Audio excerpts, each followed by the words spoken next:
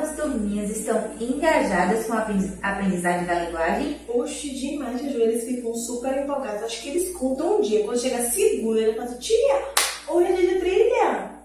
Isso mesmo, e eu fico na felicidade, porque dessa forma a aprendizagem começa a acontecer de maneira mais explícita, não é? Sim. E quando a gente canta a nossa música, hein? Ai, é só sucesso. É só sucesso. Então vamos lá, vamos cantar um pouquinho? Uau! Olha, eles estão aí, tia! Vamos cantar? Vamos cantar todo mundo junto? Vamos. E aí, qual vai ser? Agora é hora de aprender sobre texto e gramática. Não sai daí pra ver. E aí, qual vai ser? Agora é hora de aprender sobre texto e gramática. Não sai daí pra ver. O que não falta é opção entre leitura e produção. Deixa a preguiça de lado e preste atenção. O que não falta é opção entre leitura e produção. Deixa a preguiça de lado e preste atenção.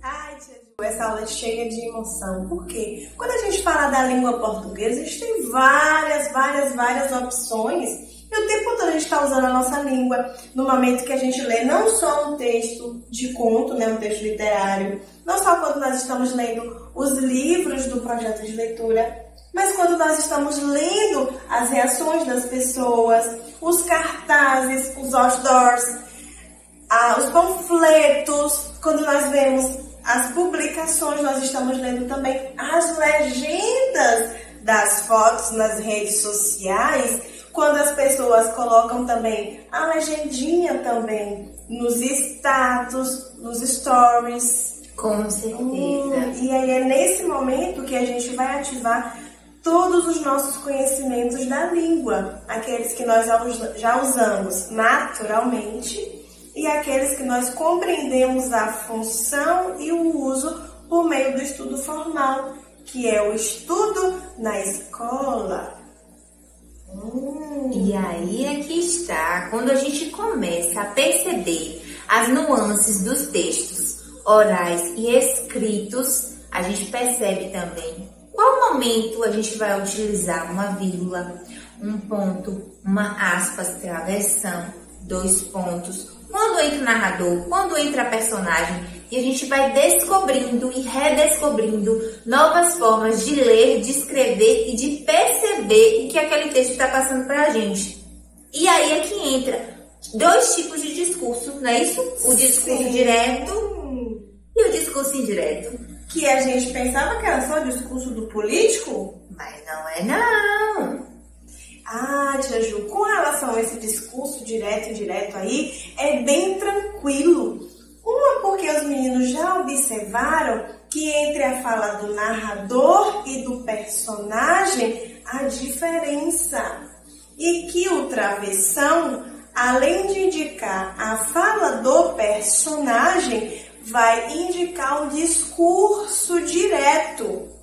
E aí a gente já pensa, discurso é tudo aquilo que é dito, que é falado, que é escrito. Ou seja, o discurso vai ser a mensagem, a informação.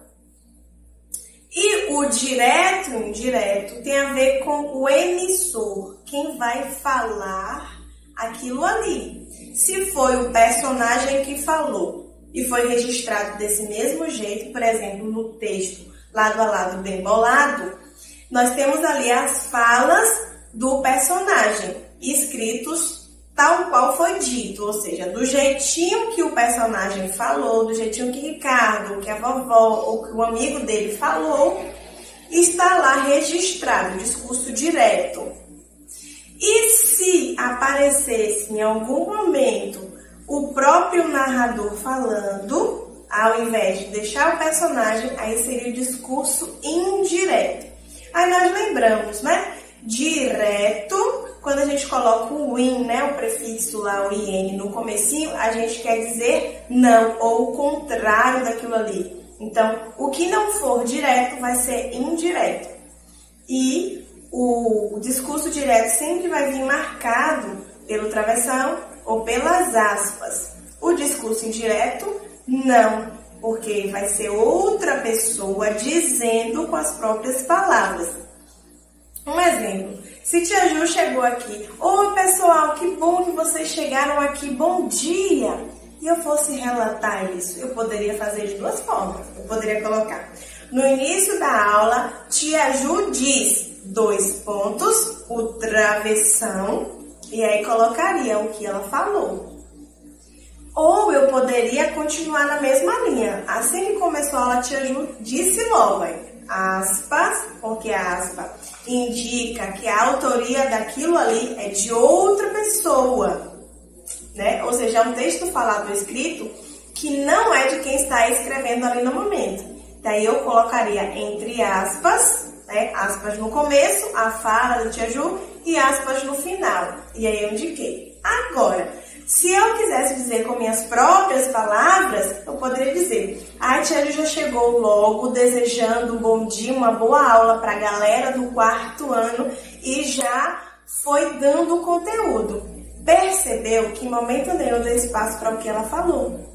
Eu estava só resumindo. Então, muitas das vezes, o discurso indireto, ele vai vir como um relato de outra pessoa, sem se preocupar com os detalhes da mensagem.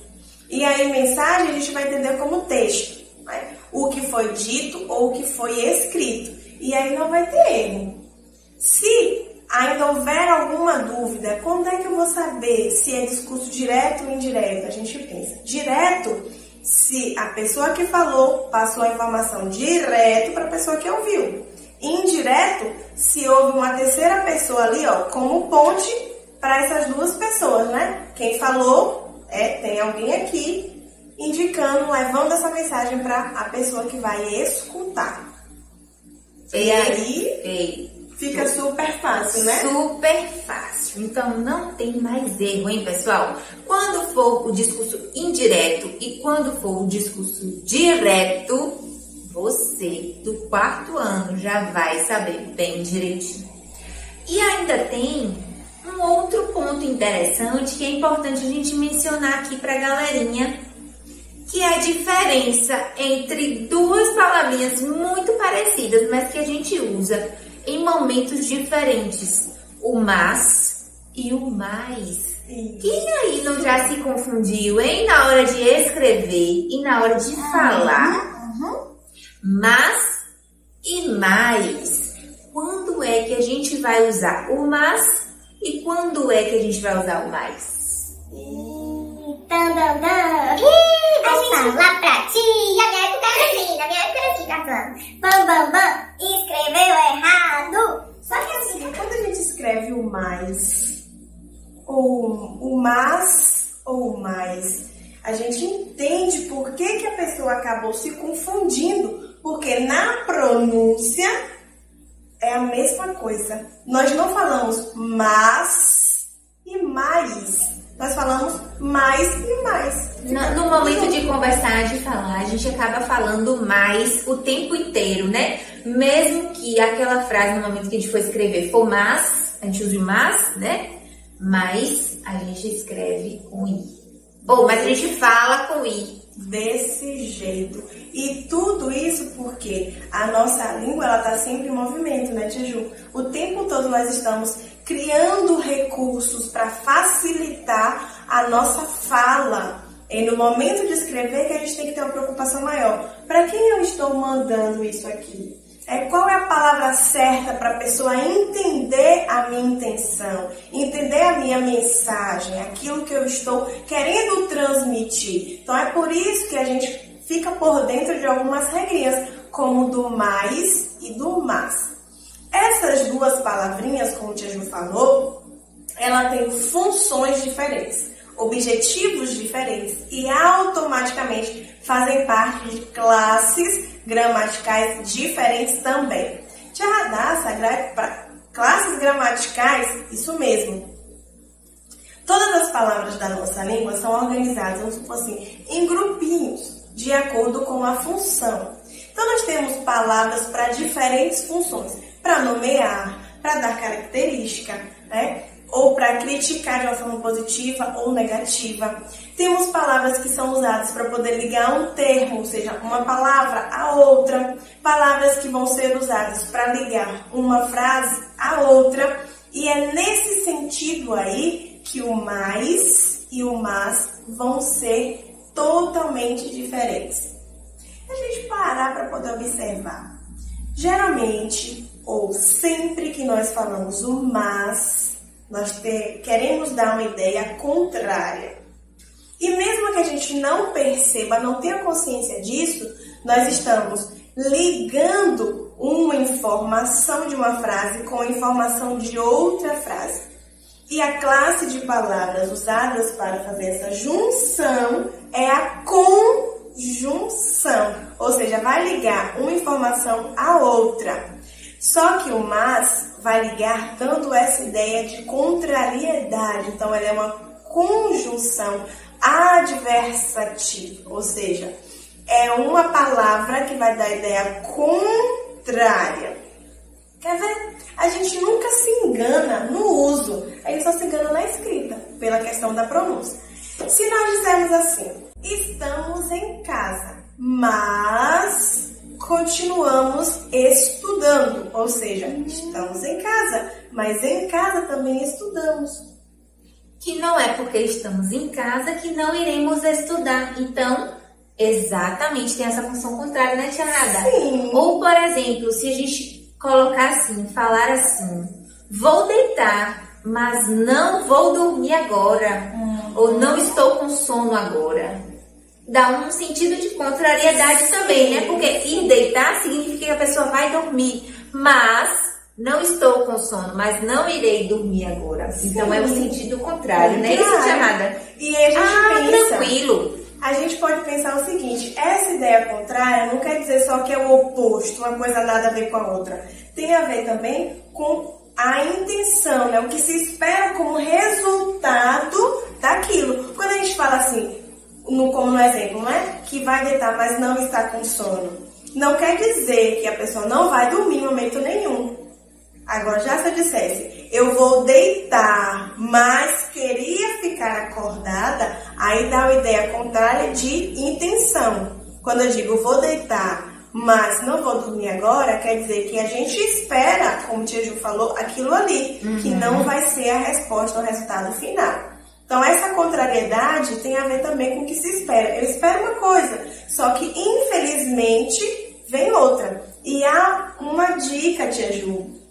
Se tiver uma dúvida, a gente pode trocar por outra conjunção, que traz o sentido igual. Por exemplo, eu posso tentar porém. Se encaixou com porém, tá certinho, né?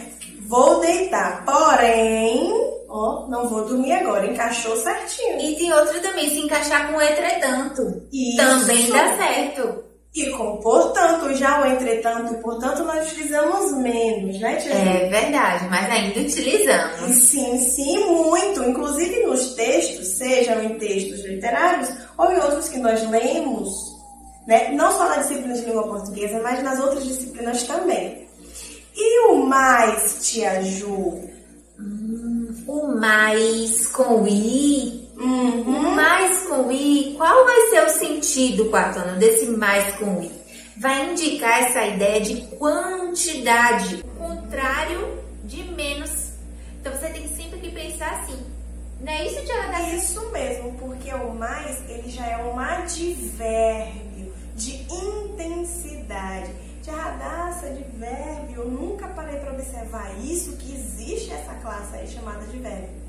É porque os advérbios, eles vão trazer informações a mais, digamos assim, para que a gente se situe naquilo ali que está sendo dito, ou seja, comentado naquele momento.